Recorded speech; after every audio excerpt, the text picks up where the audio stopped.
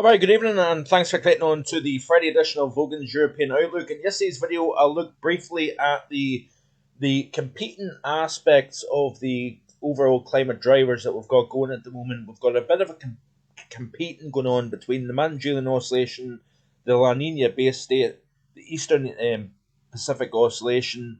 Of course, we've got stuff going on within the stratosphere at the moment. That all remains to be seen. And how these competing aspects, these main drivers, can make for a very confusing outlook as we look towards the next couple of weeks and beyond that. But another short video. I'm once again kind of chasing my tail here, heading out for the night shift for the last day of the week. So I'll need to keep this as brief as possible. But I want to look at the Canadian model, the CFSV2, the GFS 5-day increments as well, with regards to what we're looking towards for the month of February. And certainly through at least the first half of the month, it's looking something similar to the month of January, actually, in terms of milder than normal. And indeed, even though we had a lot of wet conditions during the opening 10 days of January, we could actually have milder but drier than normal as we go forward here. So this is the Canadian model. This is for the month of February. And you can see here, similar to what I showed you in the ECNWF weeklies yesterday, that we've got a bit of a build-up of pressure here across the Arctic region here. We've got a strong positive over the Aleutian Islands at the moment for the February outlook, that is. And we've got the trough, but notice it's hanging back towards the northwest of North America as opposed to further south here. So that's quite interesting. Another aspect that's very noteworthy is the fact that despite we've got the blocking too far north, and we've got a negative here underneath that over the North Atlantic. That to me, generally on the face of it, suggests that we've got an Atlantic and a mild pattern for the bulk of the month, according to this, according to the Canadian anyway. And it's not that dissimilar, actually, to what we see with the CFSV2 or the CFSV. I think that's just the CFS model, actually. This is off weatherbell.com. This is for February. Very similar, if you notice here, to what the Canadian model is indicating. So this is the Canadian. Notice there's a bit further back and a little bit weaker. This is the CFS. Notice here that the trough is further north, and we've got more region extending from North America right the way across to southern parts of the UK. Very, very positive North Atlantic oscillation, and that certainly would be an overall milder than normal month. But the question that I ask is the modelling seeing what's going on within the stratosphere? Because my hunch is that we could see a change around taking place, that the models are not yet picking up what's going on within the stratosphere. Like I've emphasized already, despite the warming that we're seeing, a minor sudden stratospheric warming, not major, because we're not reversing the winds, the mean winds high up in the belt surrounding the vortex itself. We're not going to reverse that wind, so therefore it's never going to be a sudden stratospheric warming event. But that being said, it does not necessarily mean that because we're not getting a major sudden stratospheric warming, that we can still get tropospheric response later down the road here. So these are all aspects that need to be taken into consideration here. But looking at the CFS, we've got a deep trough over the North Atlantic, so therefore the storm track would likely be further north, i.e.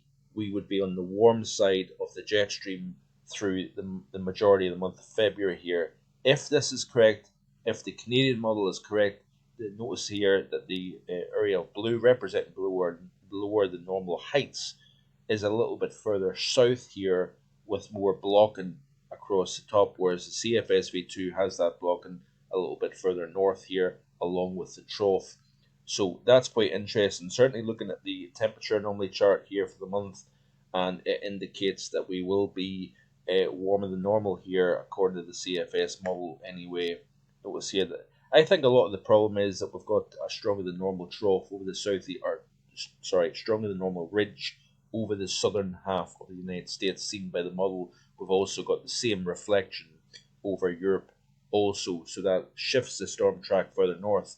But the point is that with the strong warming within the stratosphere influencing potentially the troposphere, that would then signify that we would have at this um, further south displaced jet stream. I think if we can get that response from stratosphere into the troposphere, you then, of course, when you're warming up the stratosphere, you're enhancing the depth, you're decreasing the depth of the troposphere. Therefore, it kind of pushes everything further south. When you build up pressure across the top over the Arctic region here, you're essentially pushing the storm track further south. So it's going to be interesting to see. I definitely think that we're heading towards a mild, at least first 10 days of the month, if not first half of February. And even with a colder than normal second half, the chances are that the warm start to the month would probably outweigh the colder second half of the month. But my hunch is that we're going towards a similarity in terms of the temperature for February as opposed to what we've seen back in January, where we had the warm start and then cold second half. I think we could have similar coming up this time around. NAO, according to the GFS Ensemble, is going positive, as you can see here. The Arctic oscillation stays generally positive, which is interesting given what's going on within the stratosphere. This is the GFS this is the GFS operational overview chart, and the one take home from this here is the fact that we've got a pretty strong Azores high at the moment. So therefore, any storm track that we do have is generally further north. You notice that here. We get glancing blows, chilly shots coming in on the backside of each individual low. But notice how far north these areas of low pressure are tracking. And a lot of it is because of that area of high pressure just to the southwest between the Azores and between Ireland. It kind of keeps everything further north. Therefore, we lean more on the warmer side of the jet as opposed to the colder side. So that's quite interesting. But if you notice here, continue to play through this loop, that area of high pressure really tries to maintain itself, if you notice. And then the argument is that do we start to see the build-up of pressure? Remember yesterday I showed you the ECMWF weeklies and the build-up of pressure up towards Scandinavia here. But is it a pipe dream or is it something that we need to really pay attention to? That's the big question, of course, because I might as well just be honest with you as opposed to just wishcasting. Now, you know my winter forecast. So far it's been pretty decent, and it'll be interesting to see whether February plays out or not. But this is the upcoming 5 days according to the GFS Ensemble. You notice here the ridge just the west of the UK, keeping most weather systems generally north. As we play through the loop here, you can see the build-up of pressure over the top. Very dry compared to normal across much of the UK into the first half of the month. And then even during the period between the 6th and the 11th, notice here the ridge over Europe trough up towards the northwest here. That is a mild outlook overall. So there's no getting away from that idea that the models are pretty consistent and showing at least the first half of February being on the mild side of things. We'll look at the stratosphere in a bit more detail hopefully tomorrow. Enjoy the rest of your day. Please please share with your friends and family, and if you haven't already done so, hit that subscribe button. Thanks for watching. See you again next time. Bye for now.